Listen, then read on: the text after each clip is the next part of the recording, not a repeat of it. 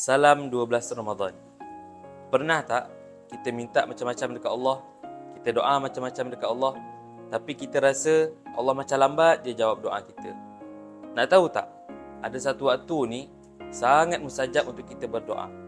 Dalam sebuah hadis, Nabi SAW bersabda, antara doa yang tidak ditolak adalah doa orang yang sedang berpuasa. Maksudnya, sepanjang hari kita berpuasa ni, masa kita tengah lapar, masa kita tengah haus, masa ni lah masa yang sangat sesuai untuk kita berdoa. Nak minta apa? Minta murah rezeki, minta Allah bagi kesihatan yang baik, minta Allah ampun dosa, minta je, confirm Allah dengar.